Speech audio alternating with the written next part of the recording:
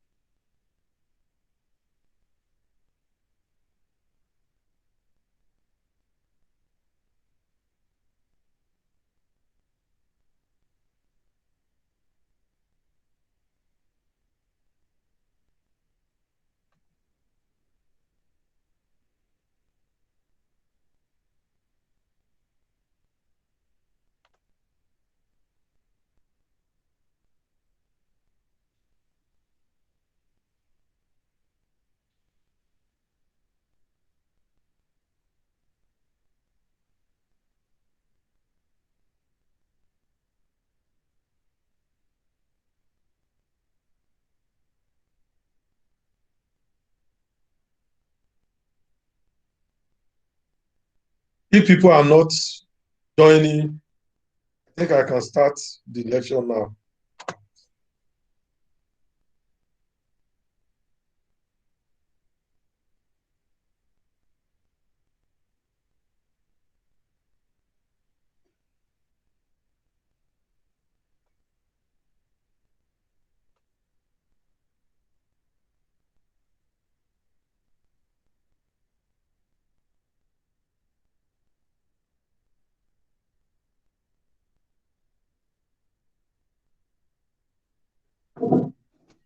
Let's up.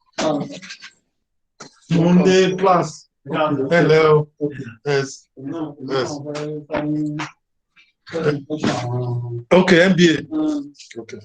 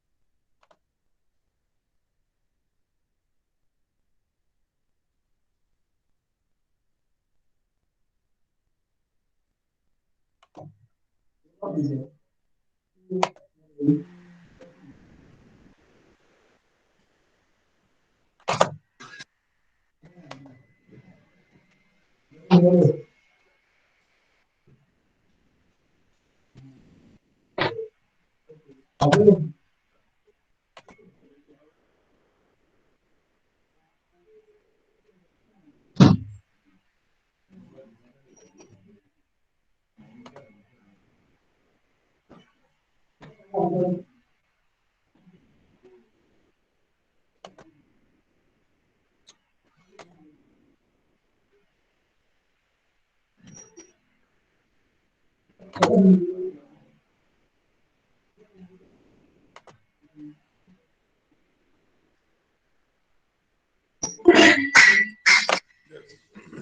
think we can start the class now. Good morning, everyone. Good morning. Good morning, sir. Good morning, sir. So I would like to know whether some of you can still remember what we have discussed so far. Lecture 1. What is the topic on lecture 1? I want to know, maybe you are following my lecture. The topic for lecture 1. So most of you are not following what we have been doing. Marketing service, sir. I can't hear that person. Service marketing. Introduction to service marketing. Lecture 1 was in the lecture note for lecture 1 is titled Introduction to Service Marketing. What of lecture note 2? Service marketing meets. Another related topics, sir. Yes, service marketing means another related topics. Topic. What of lecture note 3? Relationship marketing. That is good. Lecture note 4.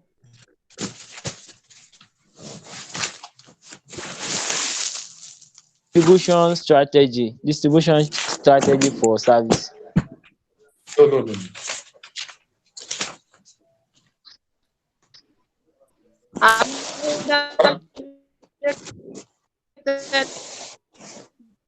I can't hear that person.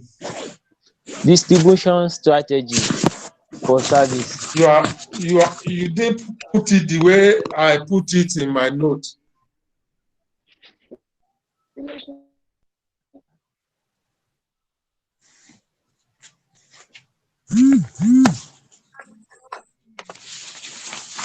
Is service distribution strategy. Service distribution Fine. strategies. Yes, Dr. Kashif. Yes, sir. It's now that I know you are in the class. Is service distribution strategy. So today we are going to look at. It's okay. Today we are going to look at service quality. We have been able to discuss some important topics in service marketing. So I believe that we should look at service quality. When we talk of service, we should try to look at that service, the quality of service that is being offered. Is it up to the standard expected by the customer, or not up to the standard expected to the customer? So that leads us to the issue of service quality. Service quality is a critical element of customer perception. Every customer, they used to perceive the kind of service they are going to be offered. So they have certain perception in mind. And it's based on that perception that the customers are able to evaluate the kind of service that are being offered to them.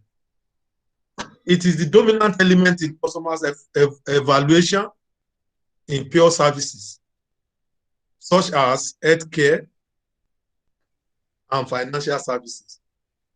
When we look at healthcare and financial services, we will realize that they are pure services because they are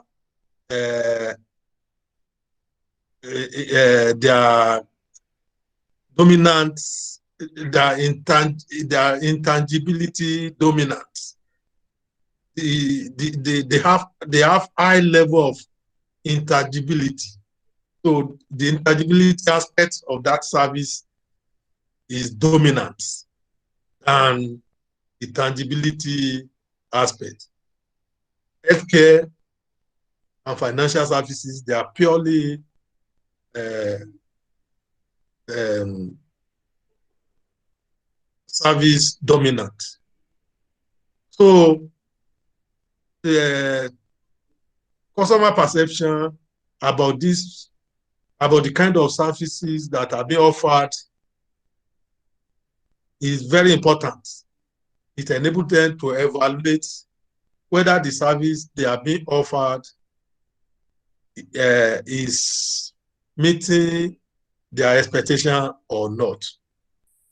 So in situations where customer services are offered in combination with a physical product, who can give me example of where pure services are being offered with physical products? Who can give me example of a service Transportation. being offered with physical products? Transportation, how? How is it? How With is the it? use, okay, with the use of cars and bus and lorry to convey people from one place to another.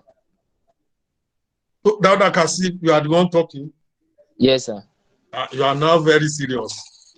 So you want me to be mentioning your name like Najim Mansuru? I know, sir. So you are no more making noise now.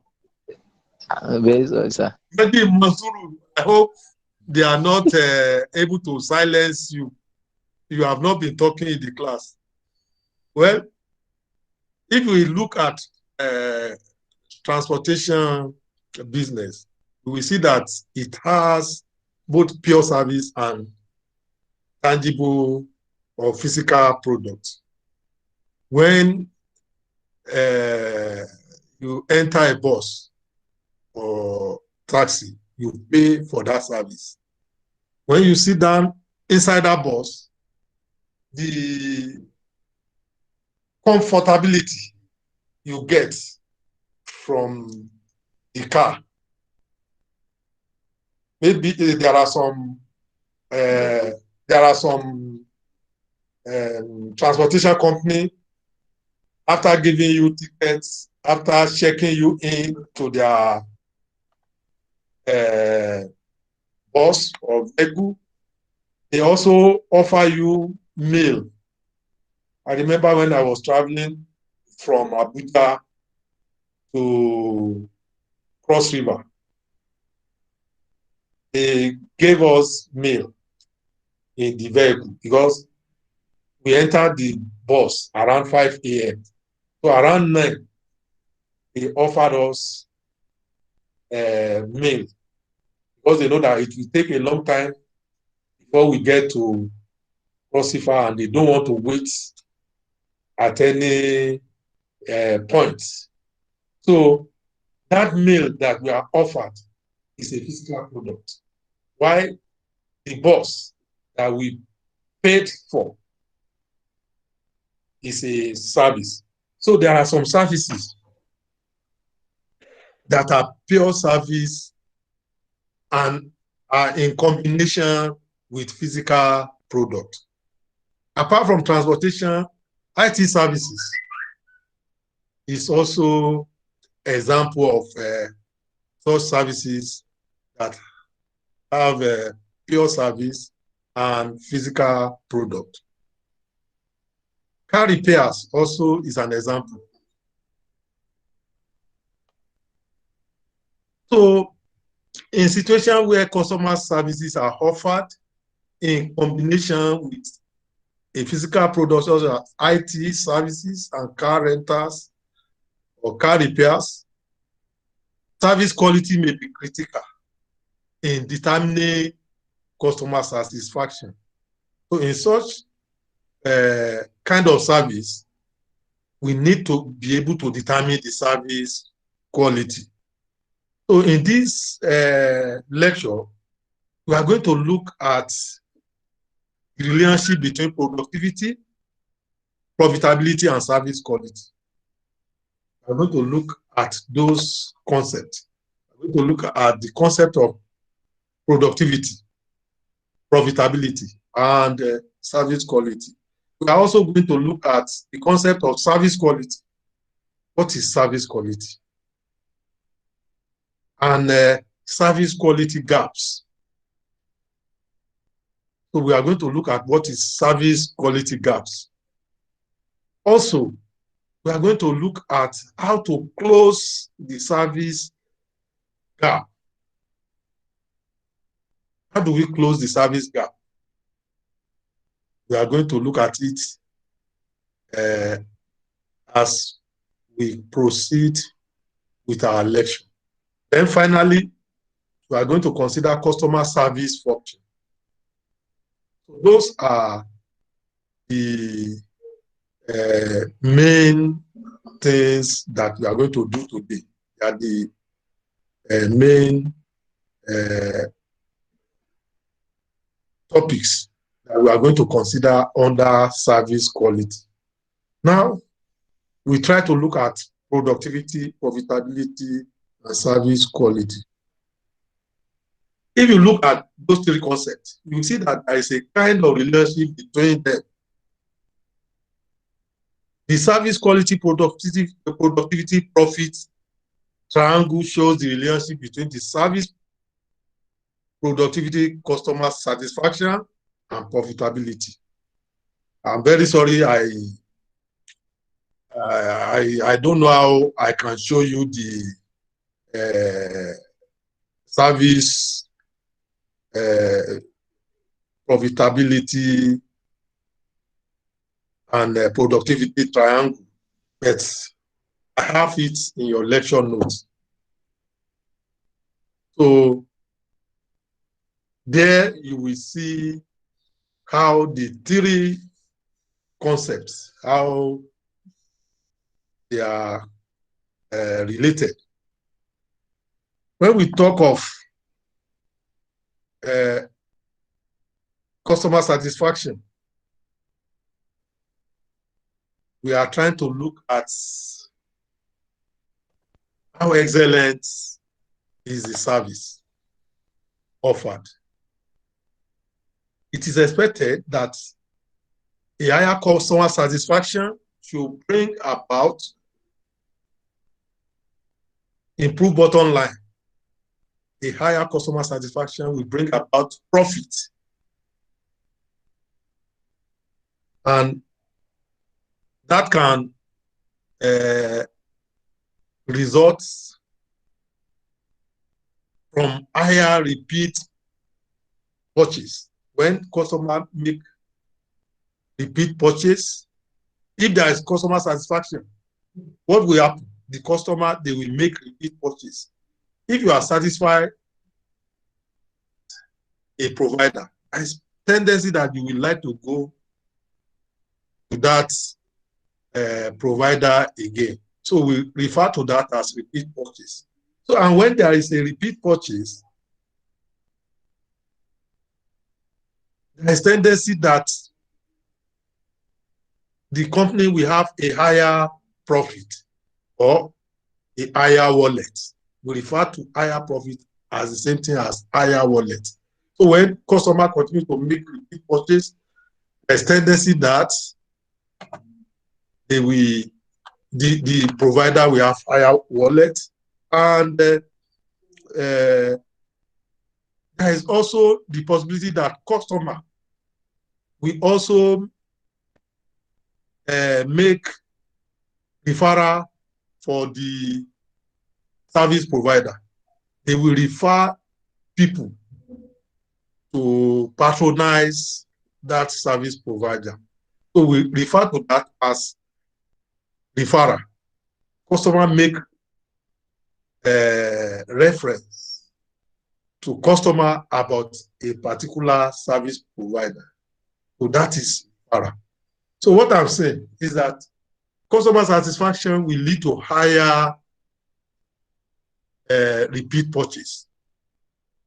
When customer is having satisfaction, they will make it purchase from the service provider, and that will result to a wallet or higher profits for the service provider. At the same time, the customer will also refer other customers or friends to patronize the service provider. So customer satisfaction result to higher repeat purchase, higher profit, and referral. Similarly, a higher productivity will also result to higher profitability. When a company or a service provider is recording higher productivity, that will also result to higher profitability. So you can see that there is a relationship in productivity, profitability, and service quality. With the little explanation I've given you, you will be able to see that there is a kind of relationship in productivity, profitability, and service quality. However, the relationship between productivity and customer satisfaction seems to be more complex. When we look at customer satisfaction and productivity, the relationship seems to be more complex. There is general notion of the service productivity customer satisfaction trade-off. In some situations, the relationship between productivity, service quality, and profitability can conflict. Yet, there are examples where productivity gains and customer satisfaction are aligned. For example, if a service firm redesign customer service processes to be faster and more convenient, this can result to improvements in both productivity and customer satisfaction. So what I'm trying to say is that there are situations where productivity gain or increase in productivity and customer satisfaction, they can align. I'm trying to give an example of a firm that tried to redesign its customer service by making the customer service to be fast and more convenient. When a service provider make its service to be fast and convenient, that can result to improvements in the productivity. And that will also bring about improvement in customer satisfaction. Let me give you an example. There was a time I was using Union Bank. That was the bank I use as my salary account. But I find out that anytime they pay us salary and we want to go and collect money from the bank, people are always very many in the bank, because it seems that most of the federal civil servants, they use the bank as they use the bank for as their salary account. So, and they pay us almost the same day. So sometimes it may be Friday. Sometimes they may pay us maybe on Thursday, and most people will like to go to the bank on Friday. So when you get to the bank, you meet a large crowd, and that makes it difficult for most customers to be attended to, except you are ready to part with some of your money, except you are ready to give some of the staff money. Then they will be able to know how to make arrangements about how you can get your money paid. So with all this kind of experience, most of us are having with the bank. When we moved from a mini campus to permanent site, and they asked us to open salary accounts. And fortunately for us, Bank, they are not very proactive. They didn't open their branch in the campus. They are some of the banks that open very late. They opened their branch at the campus very late.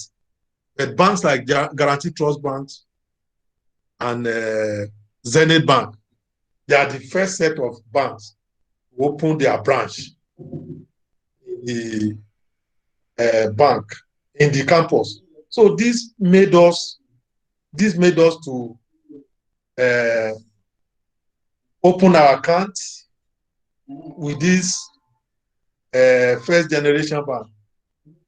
So these first generation bank, they redesigned their service in such a way that they offer faster and convenient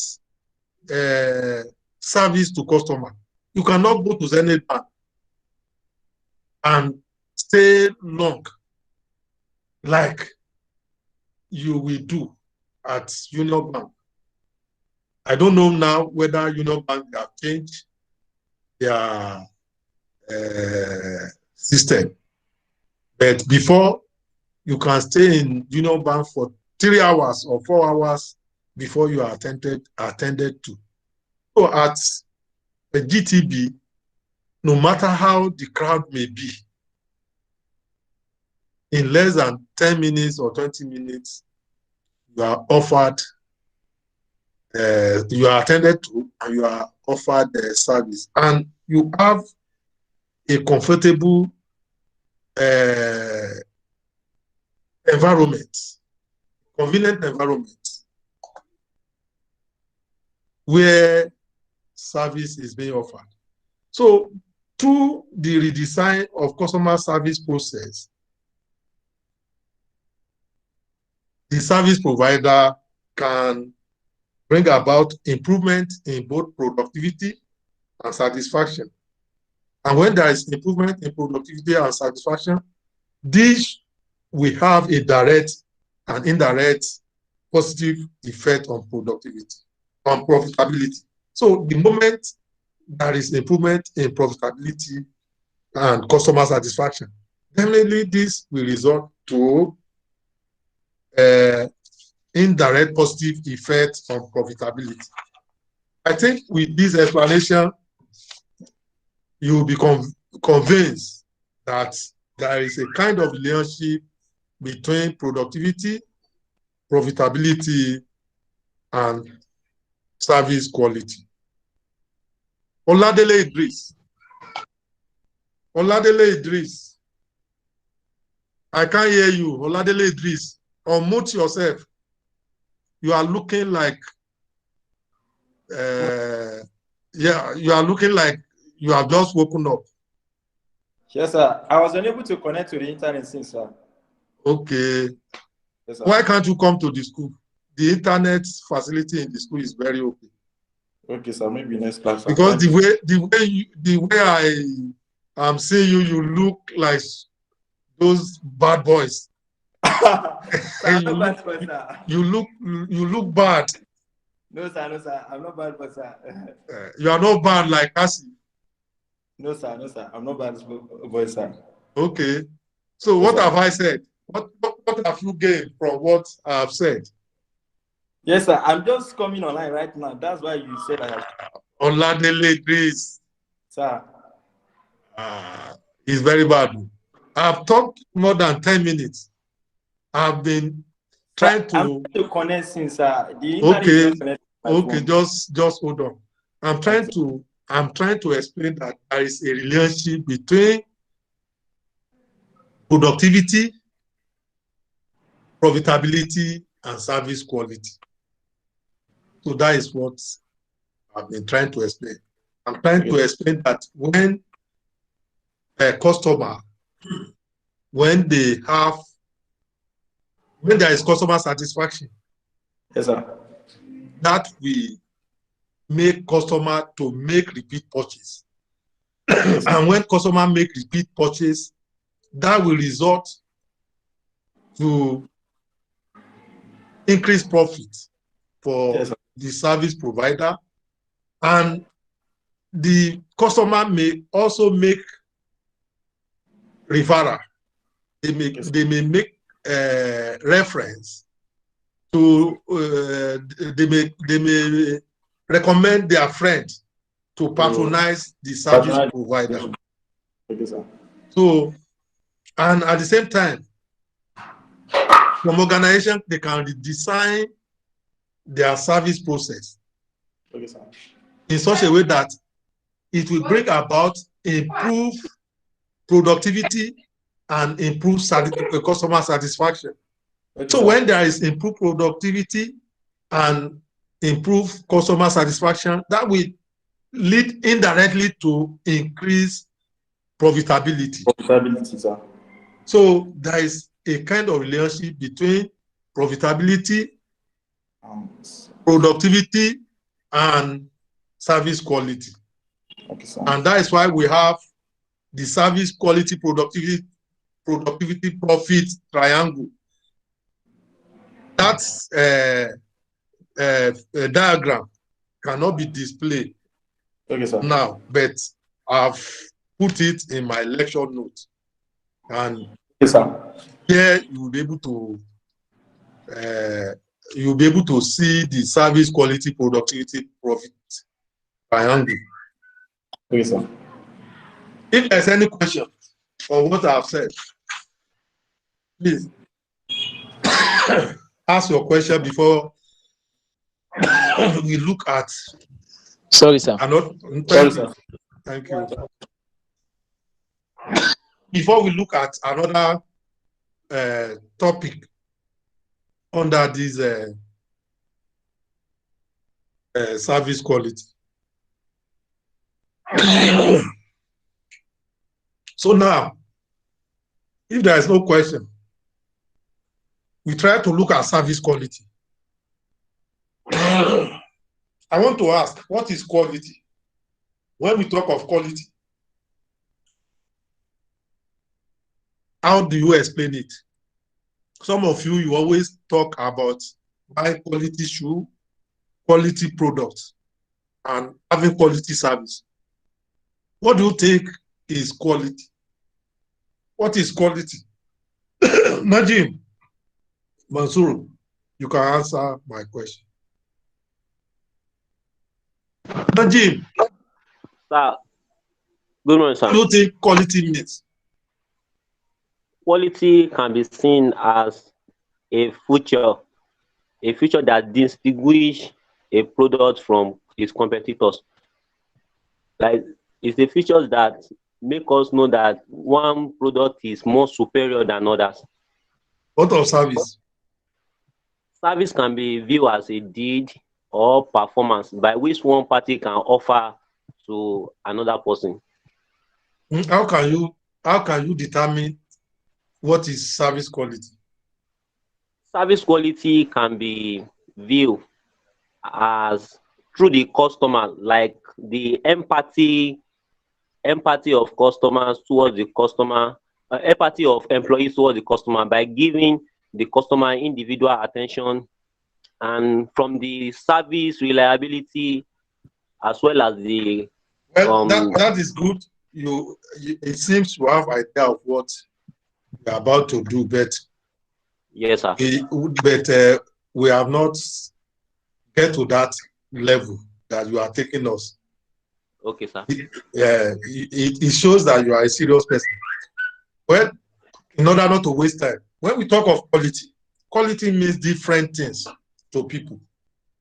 It means different things to people according to the context which it is used.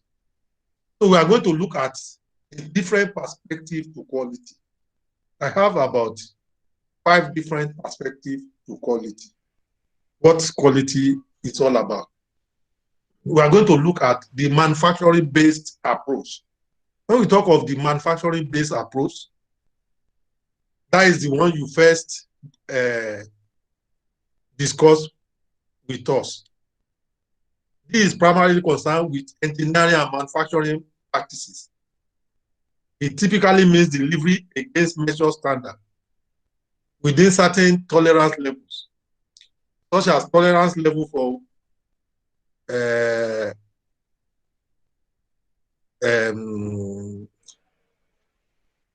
car manufacturing or products. There are certain levels that are expected of a product. If the product is not meeting up to that tolerance level, then it means that the product is not of quality. There are certain levels, there are certain standards that a product must have. We make that product to be considered to be of quality. So the moment the product is not up to that standard, then we regard that product as not meeting up to the quality. So that is the manufacturing-based approach. Then we have the services-based approach. In this approach, quality is operation-driven. When we talk of service, you will see that services, they are in form of operation or activities that are performed. So when we are looking at service-based approach about quality, is operation-driven and it focuses on the performance. It focuses on the conformance to internally developed specification, which tend to be tightly aligned with productivity and cost containment goals. So when we are looking at service-based, we try to look, we try to focus on the performance of that service to internally developed specification. And this specification is aligned with the productivity and cost containment goal. So that is a service-based. Then we have another perspective, which is functional-based. You all know that services, they are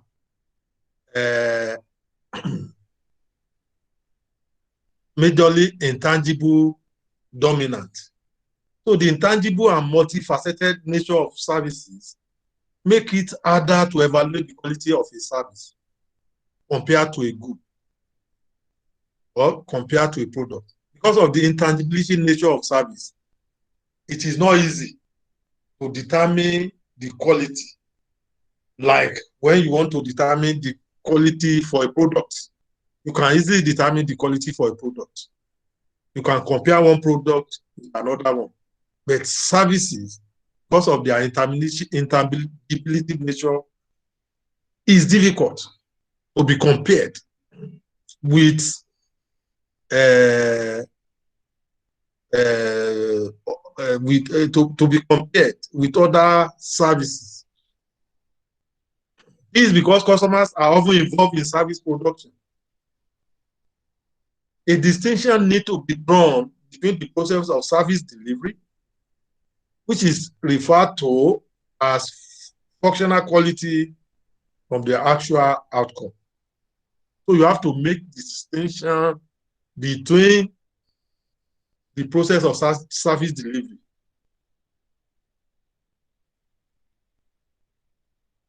You have to draw a decision between the process of service delivery and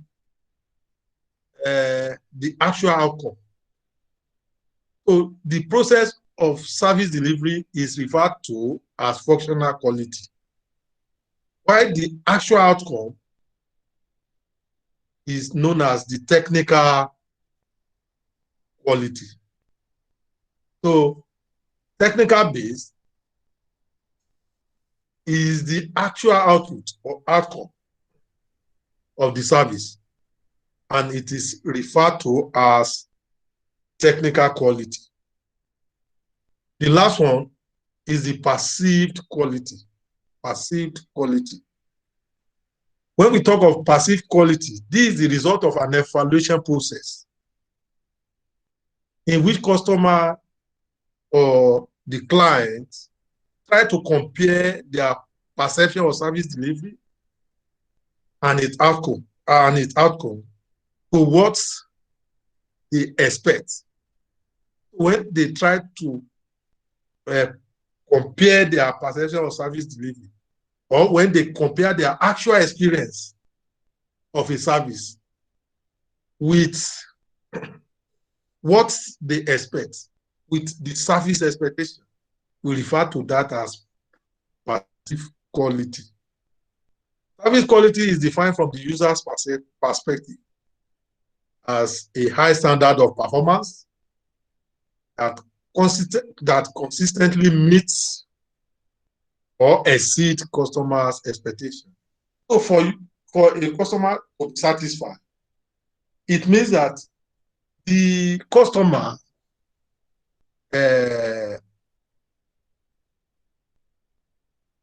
the customer's expectation must be exceeded, or the customer's need must be met. So when a customer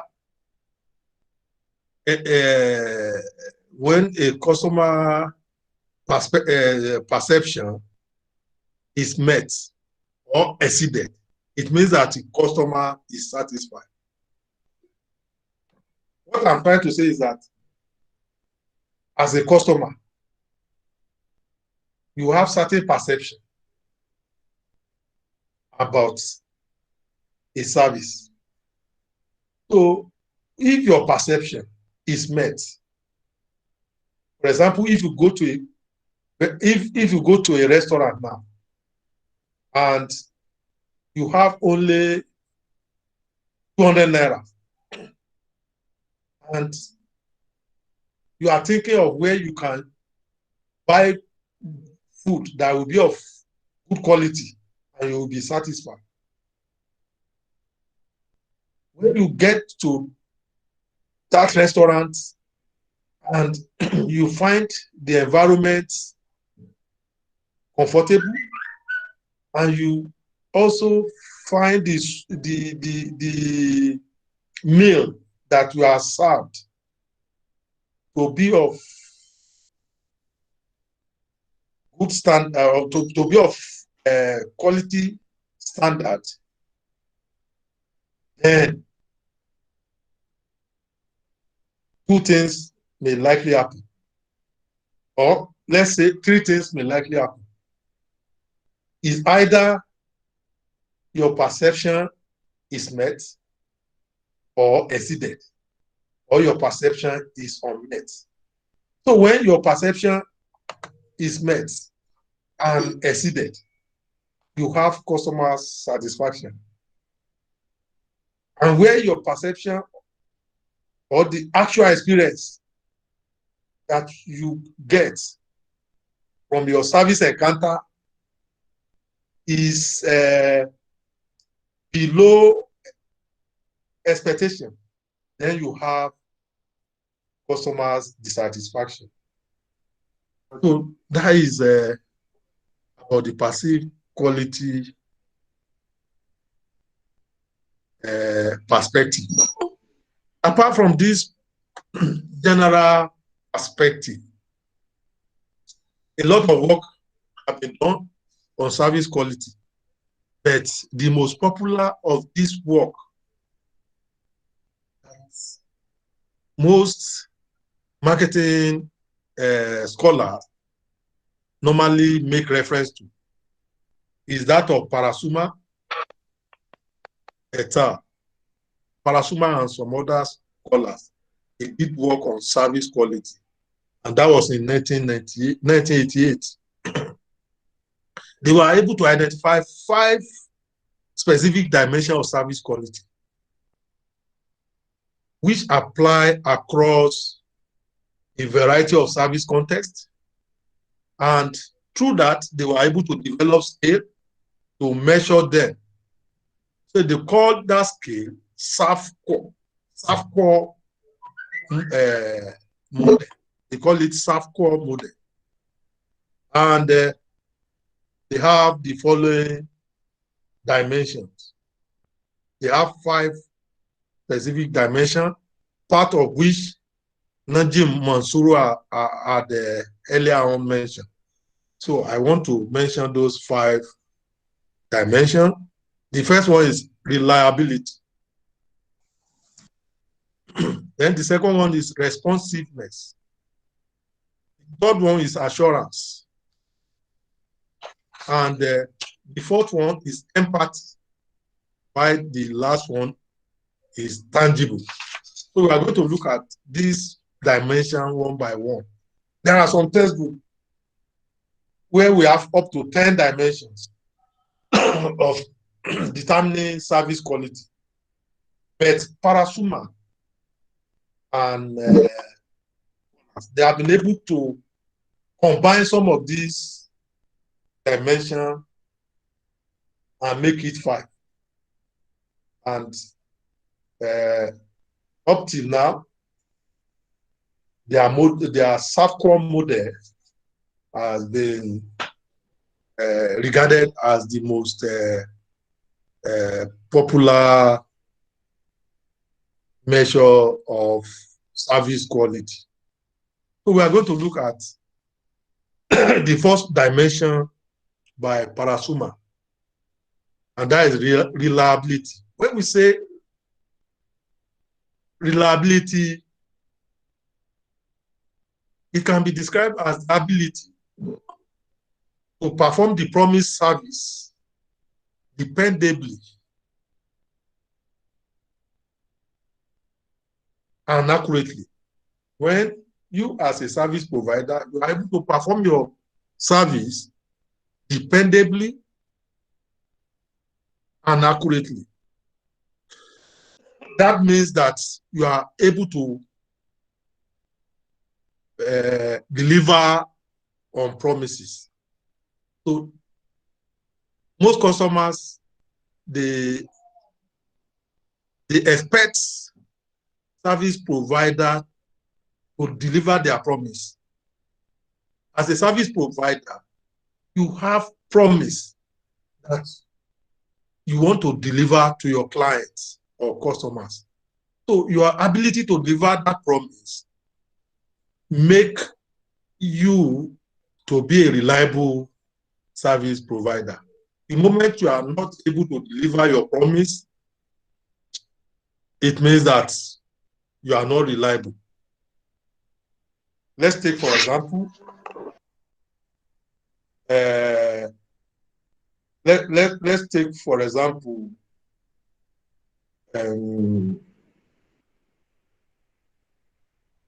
railway line. Railway, they are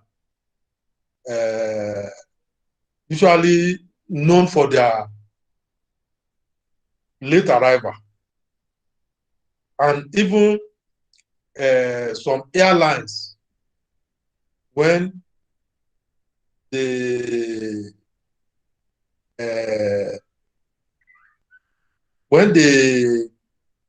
give information that they are going to leave at a particular time, they later disappoint. So that makes them not to be reliable. So as a service provider, you must be reliable. You must be able to deliver your promise to your customer. and you must be able to perform your service dependably and accurately. And when we talk of delivery on promises, this includes delivery at the right time, service provision, and problem resolution and pricing. You must be able to resolve problem with your customer. If there is problem, you must be able to resolve it with your customer speedily. I remember the time I traveled to India. That was 2016. I booked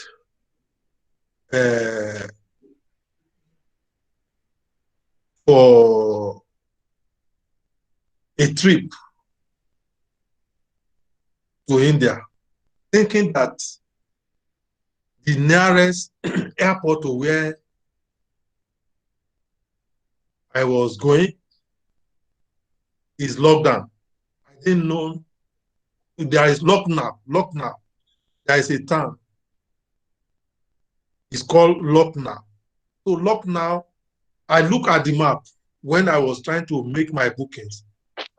So from the bookings, I saw that Lucknow is very close to Jaipuria, where I was traveling to. Not knowing that Noida, I was traveling to Noida. I didn't know that New Delhi is closer to Noida than Lucknow. Sorry. So I booked my ticket for Lucknow, and that cost me extra of $400. Instead of me to have booked my trip for New Delhi. So it was in the plane. I was having discussion with somebody who sat close to me that I'm going to Noida. Which airport is closer to Noida? It was then that that person said, you should drop at New Delhi. I said, I've already booked my trip for Lucknow. He said, it's better I drop at New Delhi, because if I travel to Lucknow, that if I want to travel by road, it's about 400 kilometers. That it will take me a day, and I may not be able to attend that conference that I wanted to go. So he said I should drop at New Delhi and make another booking. That if I make another booking, they'll be able to help me correct the mistake. So that was how I dropped at New Delhi, and I went to Emirates Airlines office. When I got to Emirates Airlines office, I told them that this is my problem, that I didn't know that I supposed to book for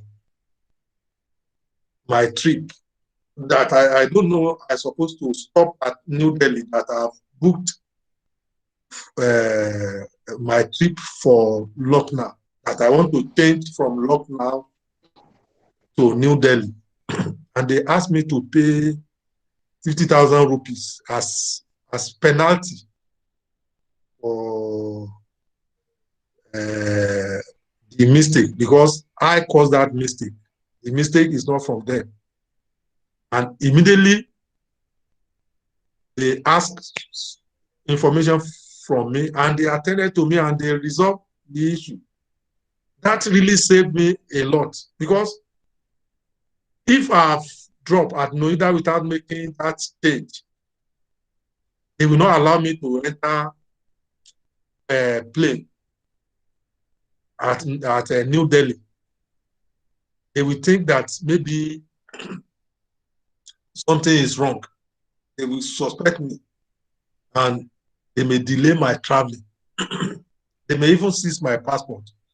So they were able to correct the mistake, and they told me that anytime I'm traveling back, I can come back. I can come down to New Delhi and take my flight. That I don't need to go to Lucknow to travel back to Ghana. So, and that was how they attended to me. When I got to Ghana,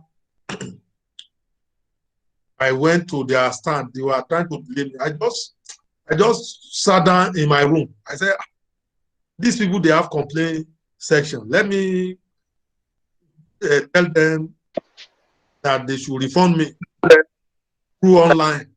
So through online, I was able to lodge my complaint, and they attended, and they promised me that before the week runs down, they will refund my money.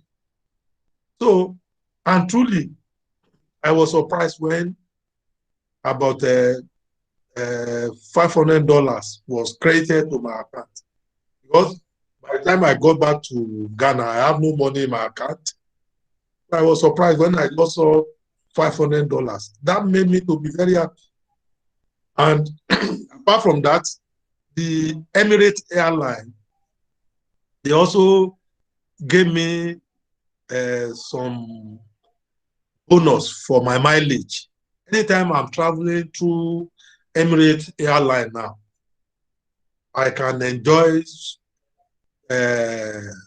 some benefits, like converting those mileage they have given me maybe to other benefits.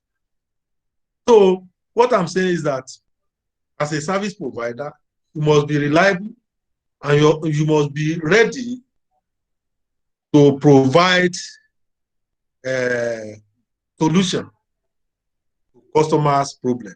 There must be problem resolution, provision. You must make service provision. You must offer good service. You must also make arrangements for problem resolution, and your pricing must be moderate. It must not be too high. Most of the time when I want to travel, I try to I try to Google online to know the different fare that I will pay for my journey or trip. So I used to go for the one with the lowest fare. At the end of the day, I find out that we enjoy the same comfort. So that is about reliability. The next dimension to service quality by Parasuma is responsiveness. When we talk of responsiveness, is the willingness to help the customers and at the same time provide prompt service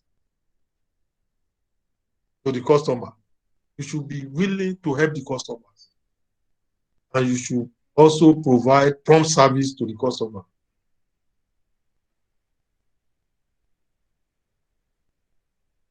In a situation where a customer will have to wait for a long time before you attend to them,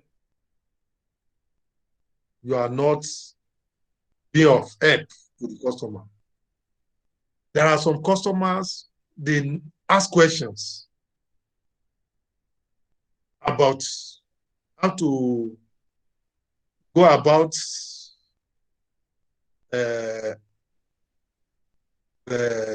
certain things. For example, some customers, they may be required to fill some form online, and they may not know how to do that. So you must be ready to assist them. You must be ready to answer their question. It also takes into consideration the flexibility and the ability to customize the service to customers' needs. There are some customers, they want their service to be customized. So you must have the flexibility to customize that service to the customer's need. In a situation where you said, no, this is how we do it, we cannot do otherwise, you end up to drive the customers away. The third dimension is assurance. When we talk of assurance, is the employee's knowledge and courtesy and the ability to inspire trust and confidence in customers. You must let your customers have confidence and trust in you. Especially in some services, like health services. You must have the trust of your customer. For instance, I have an hospital where I go. If the managing director of that hospital is not around, I am not always comfortable to see other doctors, because I know that the medical director will give me the kind of treatment that will make me to be confident. So there must be some level of trust and confidence in the customers or the service provider. Refer to that as assurance. This dimension is important for those services that the customer perceive as high risk, or those whose outcome they feel cannot be properly evaluated. So high risk services need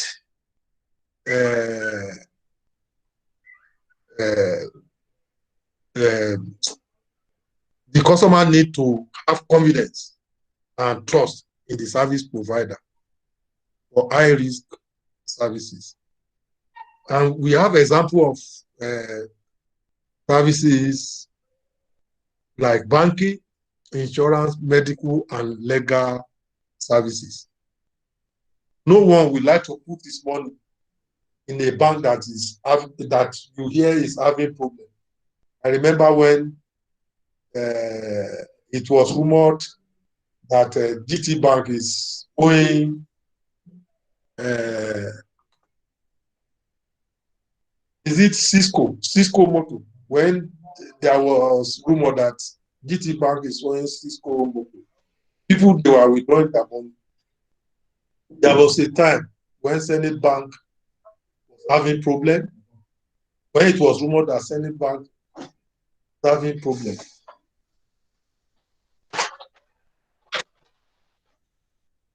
So that time, people, they were trying to withdraw their money from the bank. Likewise, if you have a case, if you have a legal case or a legal issue before you, you will like to go for a competent lawyer that will help you handle that matter. You will not go for those that are not recognized. The same thing for medical services. You will like to go to hospital where you know they will be able to give you quality medical treatment. So customers they perceive some services as high risk, and in such kind of service, the customer they need to have trust and confidence in this. They need to have trust and confidence on the service provider. The next dimension is empathy. When we talk of empathy, this means treating customers as individuals. Must be able to treat your customers as individuals.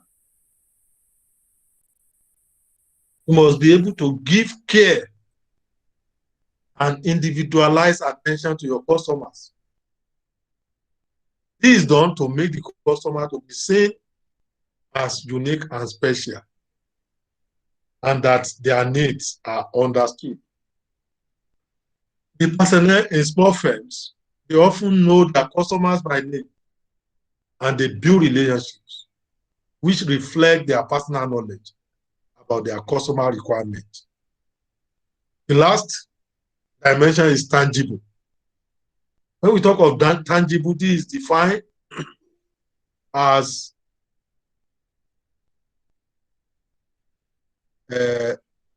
representation of the service physically and virtually. Your service must have ability to be represented physically or virtually. It is described as the appearance of physical facilities, equipment, personnel, website, mobile phone applications, and communication materials that are presented as services to customers or new customers, which they can use to evaluate the service quality. Your customer must have some physical facilities that they can use to evaluate the quality of your service. For example, if you have an hospital now and the building is not good, is not having good physical appearance, is not in a good location, the atmosphere is not serene, the environment is not clean, and the hospital is not having equipment or facilities that are usually found in a standard hospital. That can make your customer to evaluate your service as poor. They may evaluate the quality of your service as poor. But in an hospital where there are facilities, where they have laboratory, where they have kitchen, where they have maternity and other facilities that are found in standard hospital, that will make them to evaluate your service as being of good quality. So now, we have finished our discussion on the dimension of service quality by paraSUMA. Now, we have what is called e-tailing and e-services. When we talk of e-tailing and e-services, who can tell me what is e-tailing and e-services? What is e-tailing and e-services? Najim Mansour, what is e-tailing? Sir, E what, Yes. sir? e-tailing, retailing, e-tailing, and e-services. Maybe I should just go with the word e-service, sir. E-service can be seen as a Don't worry, service. e-tailing means electronic Yes, I retailing. know. Yes, that So is that is, the can be viewed as retailing service that is being offered on internet. or online. So Yes, sir. e-service are those services that are offered through the internet or online. It can also be called electronic service. So the growing prominence in e-tailing and e-service have made it difficult for the customers to determine if there are differences in criteria used to judge the service quality on the web from those that are used for the non-internet services. So because of the growing importance of e-tailing and e-service, it has made it difficult for the customer to determine whether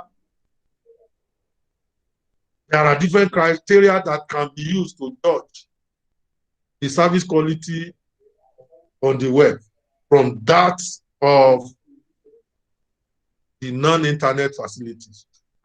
However, this problem have been resolved. We call e-tailing or we have what is known as e-service quality.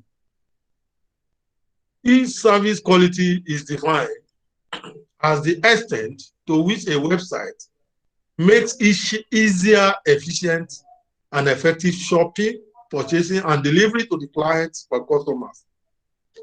There are 7 dimensions that are identified, out of which we have 4 dimensions for core service evaluation and 3 dimensions for service service recovery evaluation. Let's quickly go through the 4 core dimensions for service evaluation. The 4 core dimensions used by the consumer to evaluate service quality are efficiency. When we talk of efficiency, this is the ability of the customer to access the website, locate their desired product, and information that are associated with the with it, and exit with minimal effort. If you want to leave the website, it should not be a problem. You should be able to leave the website with minimal effort. Adebayo or Hikmat, you are advertising yourself. You don't need that kind of advertisement now. No, sir, I'm not advertising, sir. You are showing you are making some appearances that are not necessary. No, sir. So now we look at the second dimension for core dimension evaluation of service quality. That is fulfillment. When we talk of fulfillment, is the accuracy at which the service promises are delivered. You can see that some of these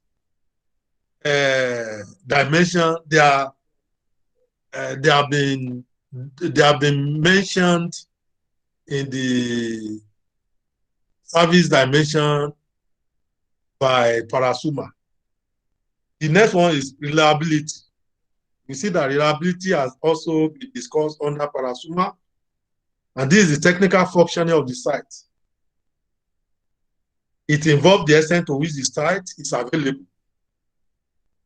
and functioning properly. Then the last core dimension for evaluating e-service quality is privacy. When we talk of privacy, that is the assurance that the shopping behavior data are not shared and the credit information of clients or customer is secure. Now we look at the 3 dimensions by the customers to assess recovery service. When we talk of recovery service, sometimes service may fail. You may order for a product on the internet. The product may not be delivered in the form that you expect. There is possibility that the product might have, or the product is not working as you expect. That is where there is failed promise, where the promise has failed, where the product is not performing up to your expectation. So you try to make provision for service recovery. And what are those dimensions that can be used to assess the recovery services? For example, most of you, when you go to ATM to withdraw money, they debit your account and you are unable to dispense cash from the ATM. How effective do they refund your money? There are some banks, if they debit your account like that, you have to wait for 1 month before you can get refund. While some banks, immediately they debit you, within an hour, they reverse the entry. So that is part of the recovery service dimension. So the first dimension for recovery service is responsiveness. When we talk of responsiveness, just like the one that we have earlier discussed under parasuma, is the ability of the e-tailers to provide appropriate information to customers when there is a problem.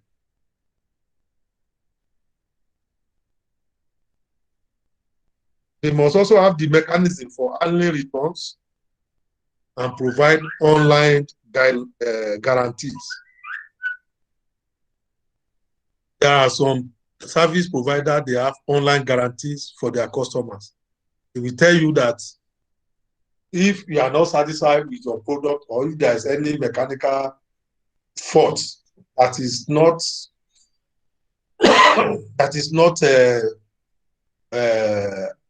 as a result of your mishandling of the product, that they are ready to give you guarantee. Some can give you guarantee up to 6 months or 1 year. I bought a Pando machine. The Pando machine was delivered to me in my office, and I told the sales rep for Konga that brought the machine that if this machine is spoiled, how will I contact them? They told me that they are giving me 6-month guarantee, that if there is any complaint, if there is any problem, that they are ready to exchange another machine for me in that guarantee period. That is part of responsiveness of the service provider. And another one is compensation. Compensation is the degree to which the customer receives their money back and reimbursed for shopping and handling costs when there is a problem. So when a service provider compensates their customers by giving them their money back or reimburse them for shopping and handling costs, we refer to that as compensation. The last uh, dimension under service recovery is contact. This is the availability of live customer service agent, either through online presence or by telephone. It is common nowadays that most service providers, they have a line that is active 24 hours. If you have any complaint, if you have any message or information you want to pass, you just have to go, you have to click that live chat. Anytime you click the live chat and you make any request or send any information, they will reply you immediately. Most universities in abroad, they have that facilities where you can communicate with the service agents, either through online presence or by telephone. So that is contact dimension under service recovery. Ladies and gentlemen, if you have any questions on what I have discussed, please ask me a question before I move to service quality gaps. Is there any question? I know some of you will be wondering that when are we going to end this lecture? Don't worry, I'll be very fast now. Because by the grace of God, I want the lecture to end by 12. Yes. Is there any question you want to ask before we look at service quality gap? Oladele Idris. Amos Oyeniyi. Amos Oyeniyi, you are not in the class again. Your father must hear this. This is the second time I will be online and you are not in the class. I make sure I send message to your dad. I believe your father has given you money, enough money to make you have access to internet.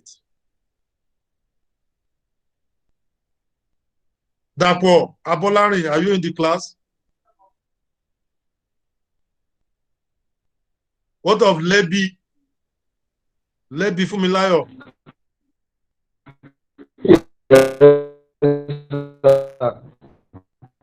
Abolari Oladapo, where are you? In the class present, sir. Okay. That is good.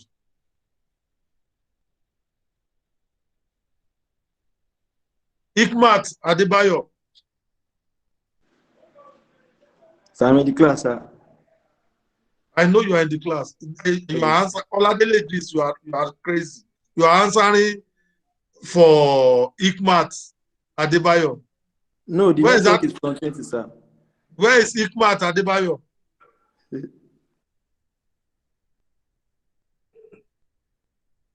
What of Amsat, the class rep?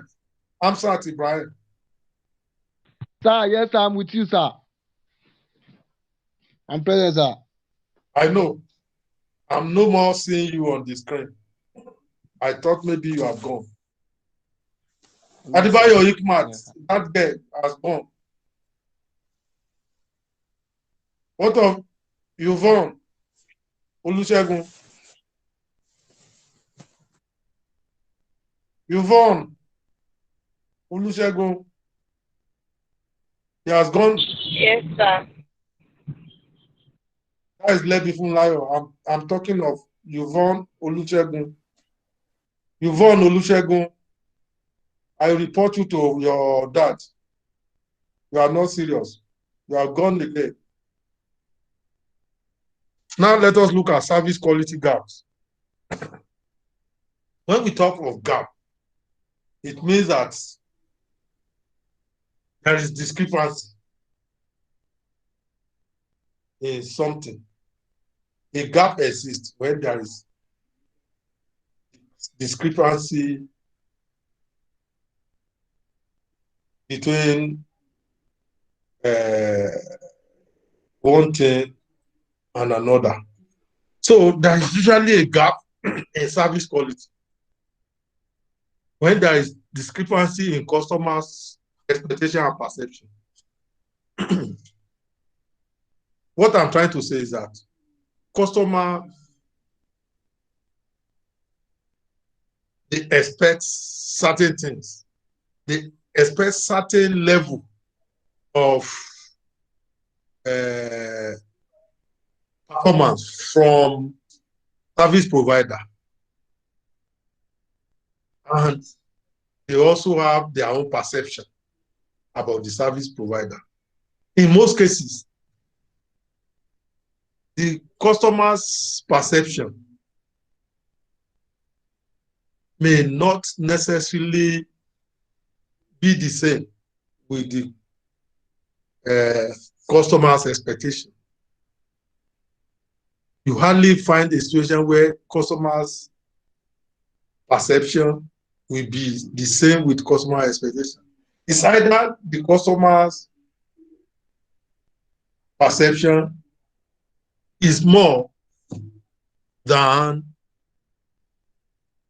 the perception, or the customer expectation is below the perception. In most situations, what the customer expects from a service experience is not usually what happens. Most of you may decide to go to an hotel and lodge. But when you get to that hotel, you find out that the kind of service they are offering you is up to your expectation. So this results to gap in service quality. And in this section, we are going to look at 5 types of service gap. These 5 types of service gap are divided into 2 types. We have gap 1, gap 2, gap 3, gap 4, and gap 5. Gap 1 to 4, they are referred to as providers gap. They are service providers gap. While gap 5 is referred to as customers gap. Now, we are going to look at them briefly, because if I'm to discuss in detail what I have in this my lecture note, it may take us 1 hour, but I will discuss about them briefly. The provider gap. So we are going to start with the provider gap, because the provider gap are gap 1 to 4. Then we end up with the customer gap, which is gap 5. The provider gap are gap 1 to 4 to gap 4 are gap 1. That is when the provider does not know what customer expects. So there are situations where the service provider, they don't know what their customer expects. And when this happens, service firm will fail to meet up with customer expectation because they lack the correct understanding of what those expectations are. There are many reasons why managers sometimes may not be aware of customers' expectation. For example, they may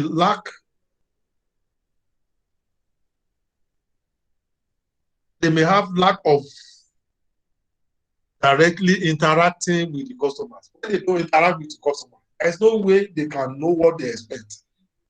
So as a service provider, you must interact with your customers so as to know what they expect. Sometimes service provider may be unwilling to ask customers about their expectations. There are service providers, they don't want to care about what the customers expect. from there. Then the service provider may also be unprepared to address this expectation. Sometimes when service provider, they know what the customer expects, they may not be prepared to address those expectations. For example, if you go to a Christian guest house now, and you are requesting for alcoholic drinks, if most guests that are coming to that guest house are requesting for beer, the service provider, they may decide not to address this expectation because they believe is against their religious value. So they may be unprepared to address this expectation. So that is my discussion on gap 1. Now we move to gap 2 because there is no time. When we talk of gap 2, this occurs when the provider does not select the right service quality, design, and standard.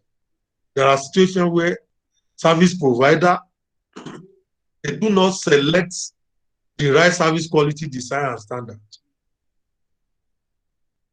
This can also be described as difference between the company understanding of customer expectation and development of customer-driven service design and standard.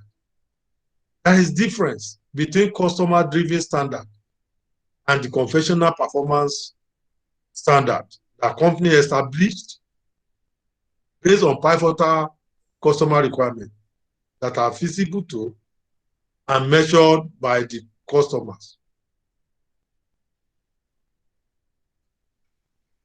So what I'm saying is that there is gap 2 when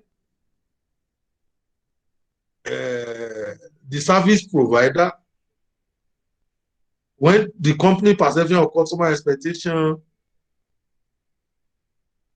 is not in line with the customer-driven service design and standard, when they do not select the right service quality, design, and standard. So there is gap 2. There are so many reasons why gap 2 exists in service organization. I will briefly tell you this. When management that are responsible for setting standards sometimes believe that customers' expectations are unreasonable or unrealistic. So there are situations where management may believe that customers' expectations are unreasonable or unrealistic. So that will lead to gap 2. They also believe that the degree of variability inherent in service device standardization and that certain standard will not achieve the desired goal. Or situation where there is problem with the development of new services to meet up with customers' need and expectation, and even for existing services. Any attempt to improve it will also suffer unless all the people involved have the same vision. The service have the same vision of the service and associated issues. So the absence of standard, or when the standard in place do not reflect customers' expectation, means that the customer's perception of service quality is likely going to suffer. On the other hand, the service quality is likely going to be enhanced when the standard do reflect customers' expectation. So that is gap 2. We look at gap 3. This occurs when the provider is not delivering to the service design and standard, when they don't deliver up to the service design and standard, when they are not delivering up to the service design and standard.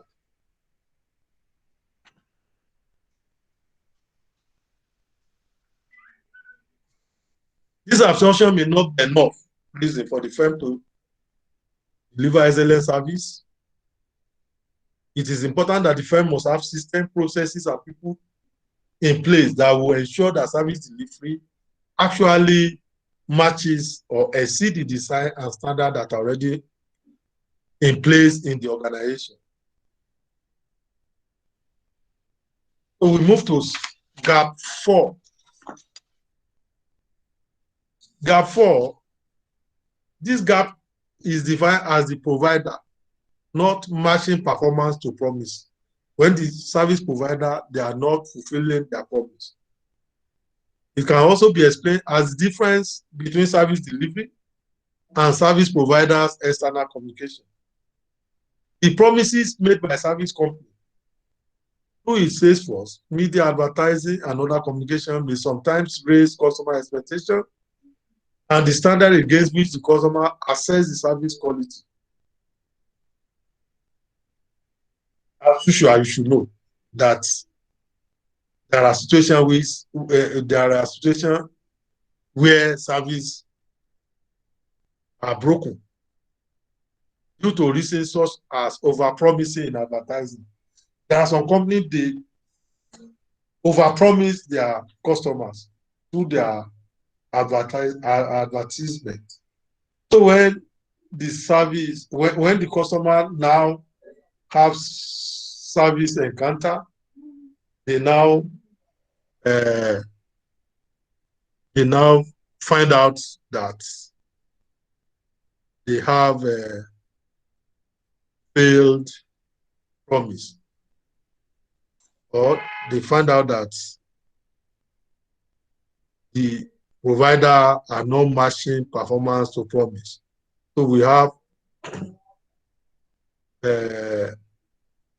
situation where there are broken promises. There are some adverts you listen to, they will tell you that come to our hotel, you are going to enjoy it. You will never have regrets in coming. We are going to make you feel comfortable and feel at home. When you as a customer pay visit, you may find out that the service provider may not be able to fulfill their promise as stated. So we have broken promises. So it may be due to over-promising in advertising or personal selling. It may also be as a result of inadequate coordination between the operations and marketing, or differences in policy and procedures across service outlets. In addition to that, the service company normally fail to capitalize on opportunity to educate customers to use services appropriately and neglect to manage customer expectation or what will be delivered in service transactions and relationships. The major difficulties associated with the gap is that communication to consumers involve issues that cross organizational boundaries. So sometimes the issue that we come across under this gap cut across boundary. It cross boundary. For example, the service advertising promises what people do, and what people do cannot be controlled like machine, which produce physical goods that can be controlled. So this type of communication involves function other than the marketing department. Now we go to the last gap, which is difference, which is gap 5. Gap 5 is the difference between customer expectation and perception. And we call this customer gap. The customer expectation, they are standard or point of references that the customer brings to the service experience, while customer perceptions are the subjective assessment of actual service experience.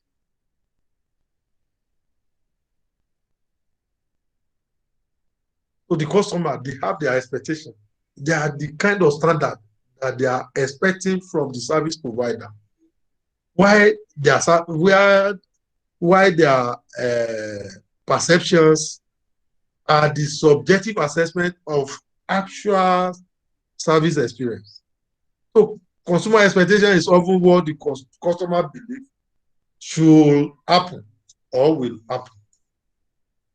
So when there is gap between what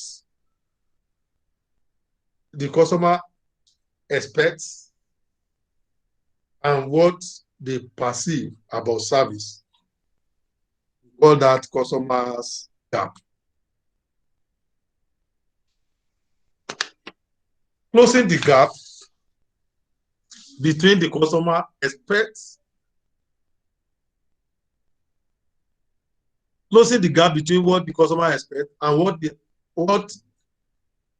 they actually experience,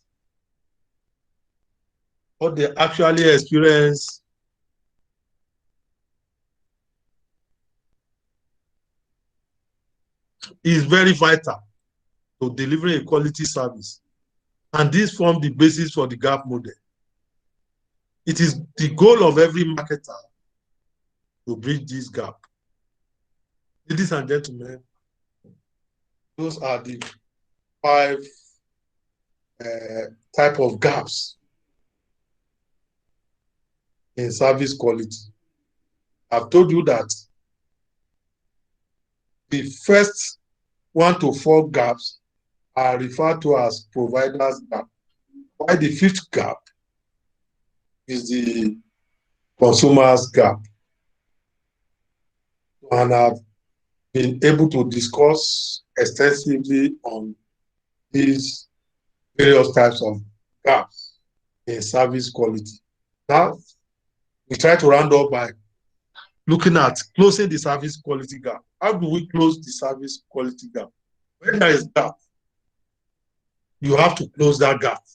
Because if you don't close that gap, problem will still continue to persist.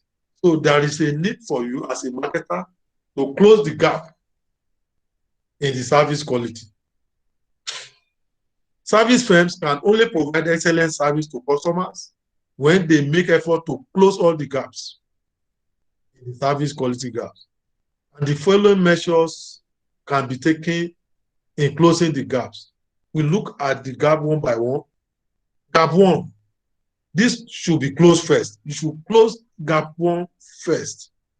It should be recalled that this gap depicts the difference between customer expectation and company understanding of those expectations.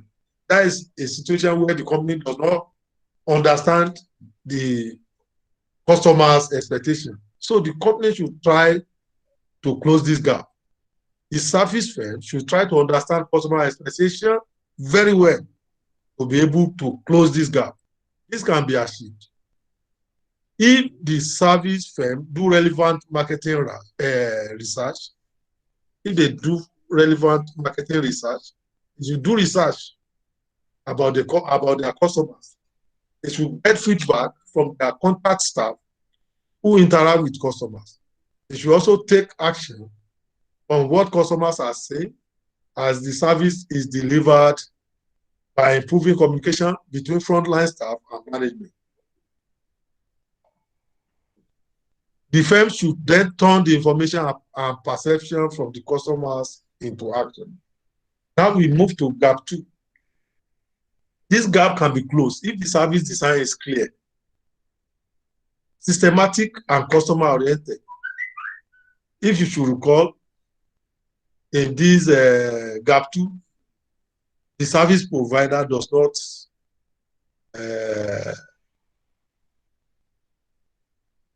in this second gap,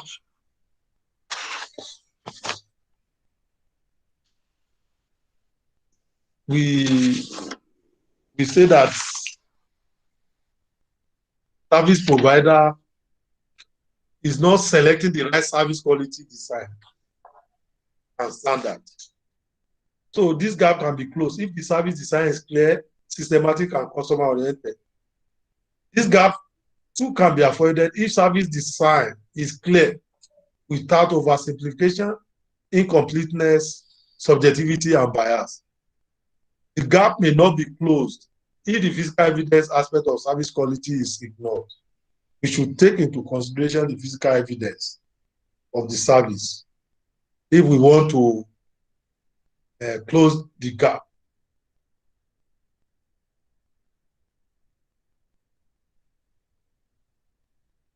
The ABS of the service location is given importance by the customer, even though the service itself will be intangible. For example, for the past 10 years now, I've learned not to eat anywhere. Any restaurant I want to eat, I want to make sure that it is a kind of restaurant that if people meet me there, they will they will know that I'm a responsible person. Before, I can eat anywhere. I can eat in any cafeteria or joint. I remember a day when I was in the school. During this lockdown, I came down to the school. I was hungry. I look around the campus to find where I can get to buy. Item 7, they open. So I have to drive outside the campus. By the gate side, I saw a woman selling beans and bread. I was thinking that maybe that woman would be selling rice and beans. So the woman told me, I'm selling beans and bread. I look at it. I said, am I a bricklayer that I don't need this kind of food? I said, you are not selling rice? He said, no, that rice has food. That she's selling bread and beans. Immediately I knew that he's selling bread and beans to those laborers that are working on the campus. And I left. So what I'm trying to say is that the physical evidence of service sometimes is very important, despite the fact that services are purely or are dominantly intangible. The physical evidence aspect of it are very important. The environment where that service is being provided, the serenity of that place, the cleanliness, and other physical facilities that are provided by the service provider, they are very important in determining the quality of the service that is being offered. Now we go to gap 3. Who can recall what gap 3 is all about? What is gap 3 all about? Oladipupo Abimbola. What is gap 3 about? I won't give you lecture notes. I know most of you are waiting for my lecture notes. So because of that, you are not paying attention. I'm just only one that is talking. Hello, sir. Yes, what is gap 3? Good morning, sir. It's part of the 4 gaps of the provider, the service provider. You are Babanla Olodo. Babanla Olodo. Let me see your face. Sir. Let me see your face. Okay, sir. Mo fẹ́ rojú Olodo. O tún fi nǹkan bojú bí àwọn Boko Haram. No, sir. Adébánjọ Ọpẹ́mipọ̀, Airport. No problem. Adébánjọ Ọpẹ́mipọ̀. Adébánjọ Ọpẹ́mipọ̀, you have gone.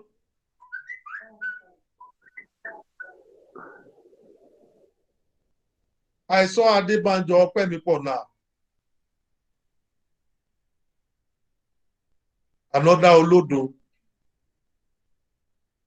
Hassan Ibrahim, it seems you want to talk. It seems you want to talk because immediately Adebanjo, people left. You came on board.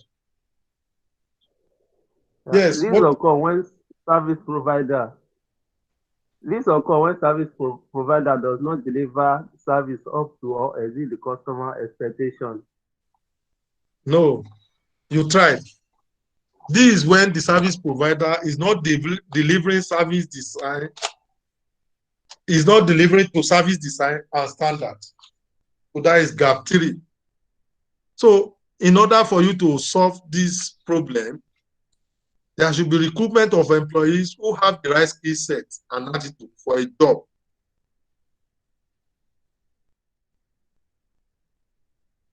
Also, the customer should perform their part well by providing details needed to make the provider deliver to the service design, even when the firm is providing good service quality.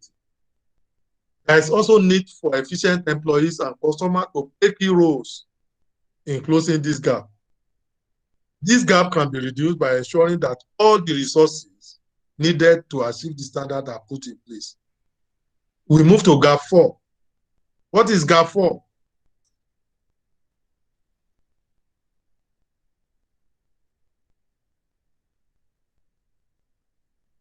Atai Dauda. What is gap 4? Gap 4. Najim Masuru, you are no longer raising up your hand. What is gap 4? Gap 4, sir. Yes. The difference between service delivery and what the service provider communicates to the communication of the service to the customer. No. Dauda Kashif.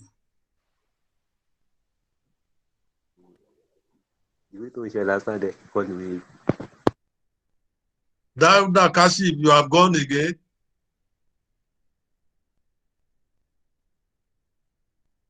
Alami Olawale, yes. This occur when the service provider is not matching the promise with performance. Yes, that is good. Yes. That is good. It shows that some of you are following what I've been discussing with you. So this gap can be closed by matching promises with the performance. And how can we do that? Through the external communication, through the company external communication. And when we talk of company external communication, that can be through advertising or any other promotional tools. The customer feel dissatisfied when the promise made through the promotion is superior and the perceived service turned out to be inferior. The last gap. What is the last gap? What do we call the last gap? Between customer expectation and customer perception. What do we call the last gap 5? What do we call it? Customer gap. Yes, Customer gap. Is the customer gap. That is the only customer gap. The other 4 Customers gap. They are providers gap. And customers gap is the difference between customer expectation and perception. So we can close this gap when the first 4 gaps are closed. We must first close all the 4 gaps that we have discussed. So the resultant effort in closing the customer gap are therefore the key to successful quality service delivery. The last topic, maybe I should quickly run through that. That is customer service function. The service function can be described as the commitment to providing value-added services to external and internal customers. And it includes attitude, knowledge, technical support, and quality of service provided in a timely manner.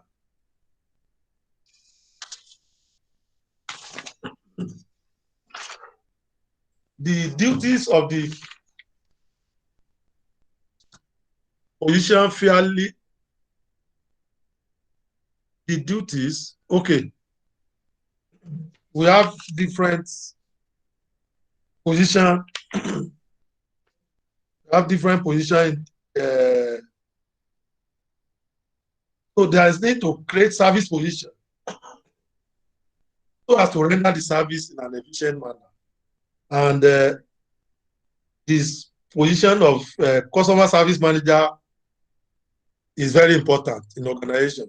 It can be given other titles such as customer care manager, corporate service manager, and even customer relationship manager. The duties of this position fairly vary from one company to another. This manager typically oversees the daily activities of the customer service representative, and these following are some of the key customers service functions performed in organization. We have three. The first one is scheduling. When we talk of scheduling, this involves scheduling the working hours of customer service representative. And this is done to ensure that there is always enough manpower available to handle incoming calls or customers' visits. The function of customer service manager may also include waiting on customers or assisting customer service representative on call they cannot handle themselves. So that is the first function of customer service function. Second one is follow-up. When we talk of follow-up, it includes logging the various questions and complaints, following up with customers by phone, email, or letter to ensure that their questions or problems were handled in a timely manner. This may also involve issuing refund or discount to customers or clients when necessary. The retail customers service manager's function may also require theft prevention and ensuring that cash registered prepared by customer service representative is balanced at the end of his or her shift. In some hotel or in some organization, there are usually cases of stealing and theft. So as a customer relationship manager, you must make sure that you prevent such acts, because the moment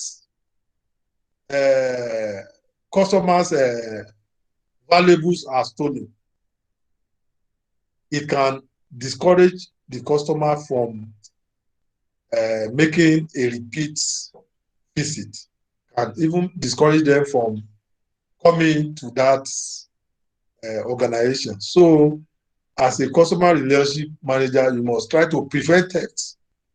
You must also do follow-up so as to make the customers problem to be attended to. The last one is training function. When we talk of training functions, this entails hiring and training talented customers, sales associates that can keep up with the workload. The training may be on the job or the more elaborate off-site training through the professional trainers. The customer service manager monitors the training and ensure that only the most qualified among the customer sales associates answer the phones or install questions and complain.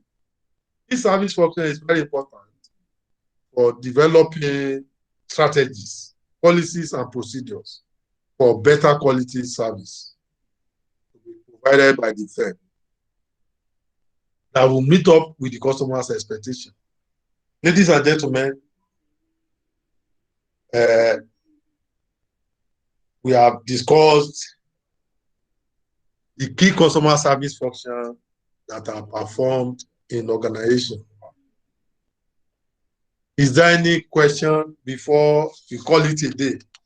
We have been able to use more than the time. We have exceeded our time by 11 minutes. Is there any question? Amsat Ibrahim. you stay long today. I'm always online, sir. Sometimes you will leave, but I will not today, leave here. Okay, I don't always leave. today you are with me from the beginning to the end. Adebayo Hikmat, you have come up again. Adebayo Hikmat. I've been here, sir. I ask you question. Hello. Yeah. I ask you question, you cannot answer and you run away. No, sir. It was my network, sir. Show your face and let me see your face. Okay, sir. I'm coming, sir. Olabele Idris, what did you gain in this lecture? Okay. I can see you now, no problem. Oladele Idris, yeah. What did you gain? Oladele Idris, tell me what you have gained from today's lecture.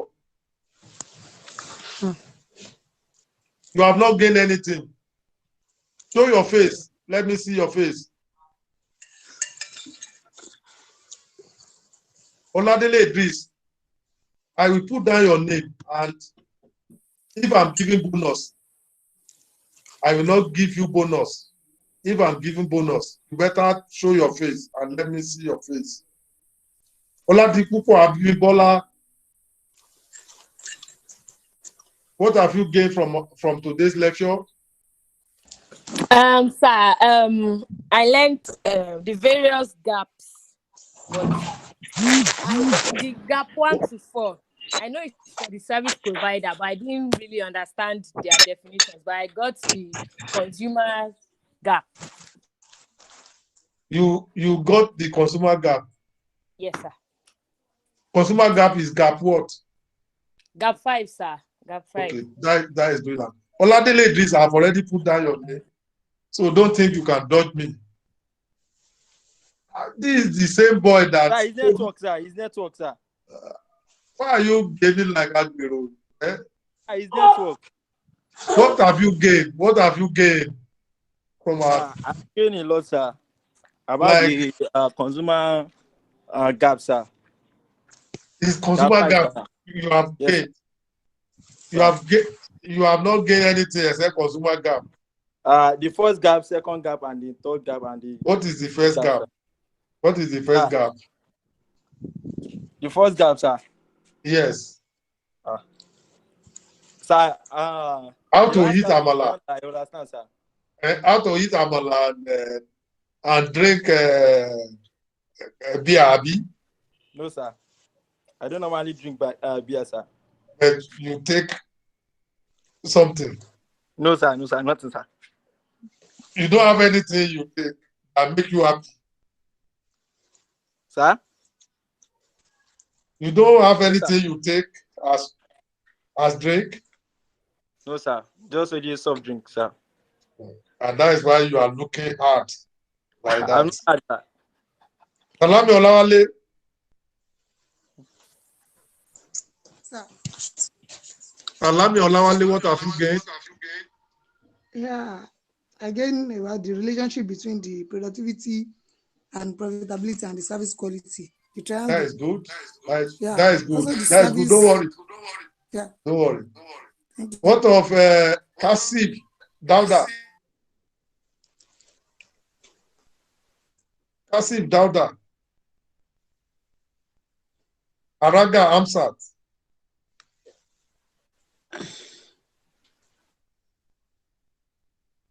Araga Amsat. I've already put down your name. If you don't answer me. Araga Amsat. Sir. Yes. What have you gained from today's lecture?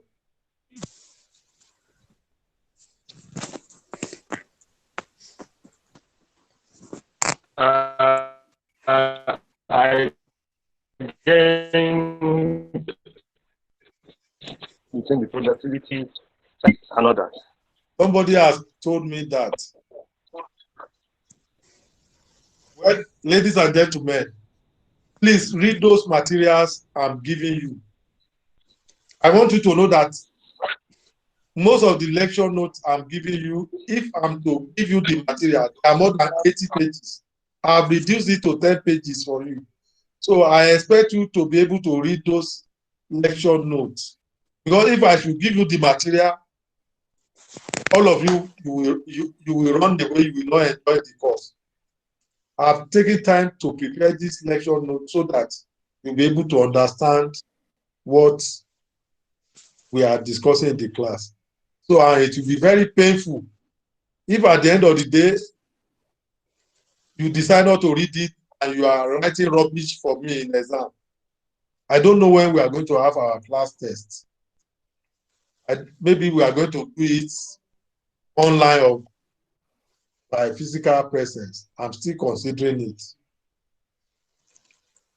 So if you don't have any question, let's call it a day.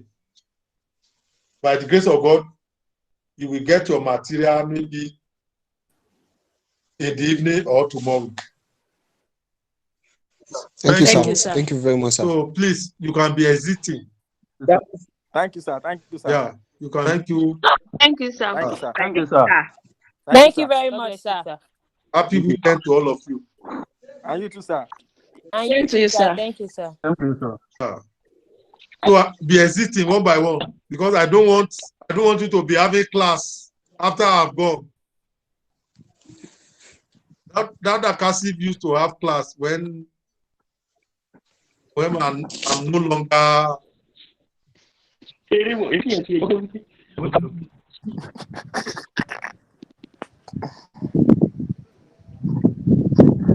Thank you, sir. No problem.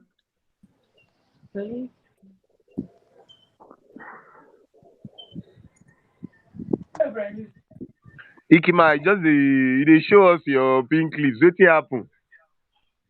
Don't mind that.